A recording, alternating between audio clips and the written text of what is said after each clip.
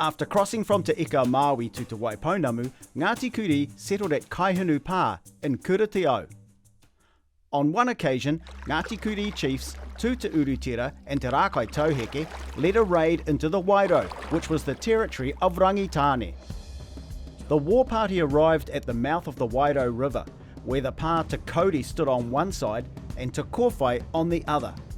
They attacked both Pā, captured some people, and started the journey home. Among the captives was a woman called Hinerongo. Although she'd been taken from the Rangitane Pā, she was actually Ngāti Māmoe herself. She'd been captured from her whānau only a few days before, and now she'd been captured again. However, Tuta Urutira didn't know any of this and presumed she was Rangitane. He could tell that she was a person of high rank by her manner and her clothing, and had put her in his waka. Hinerongo sat quietly in the waka as they paddled north, until she looked back and saw Te Paranui o Whiti and Te Rai o Kohaka receding in the distance. She had been through a lot these past few days and began to tangi as she feared she would never see her people again. Tuta Urutira asked why she was so upset. She explained that she'd been captured just a few days ago from her home at Waipapa, further south on the Kaikoura coast. Tuta Urutira was intrigued. He'd heard about Waipapa and the famous cold water spring there. Te Rakai Tauheke had told him about a dream he had once that he was swimming in a perfectly clear spring called Haumakariri. And well, she was very attractive, so he asked her if he would be safe if he took her back to Waipapa. Hinerongo felt hopeful all of a sudden. Had her luck changed? Could this man take her home? Could this man take her back to her whānau? She told him no harm would come to him and that her chiefly status assured it.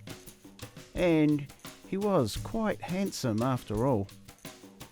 This was an opportunity Tuta Urutira couldn't pass up. His men all agreed to go with him regardless of the risk. He got his nephew Te Apoka i Hawaiki to join them, and he turned his waka, Taramakiri, and headed south. The next day, the people at Waipapa saw the strange waka approaching, and must have been expecting and preparing for the worst.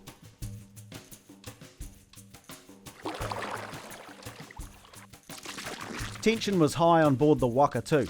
Would they be safe with these people? And could they trust this woman?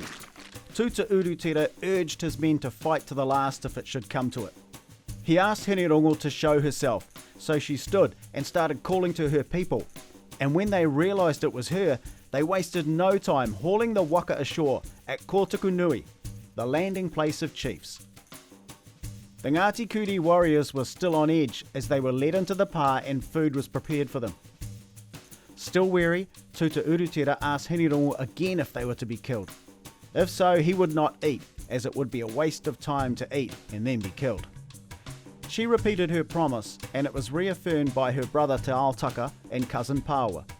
Satisfied at last that they were safe, Tuta Urutira stood to address the people, and he declared that he and his men would not eat until they'd avenged the wrong inflicted on Ngāti Māmoe. Tuta Urutira and his men got to work immediately, helping the Ngāti Māmoe warriors prepare for battle before the combined force travelled to Puketea Pā to confront Rangitane.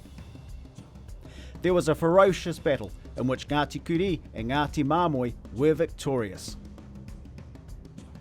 Marriage was one way of attaining land, and Tuta Urutira had played his hand perfectly. He was married to Hinerongo, and they were given land at the Waiotō, and they settled there at Matariki Pā, famous for its kumara gardens. Ngāti Kuri had now established a foothold on Te Tai o Marukura, the Kaikoura coast.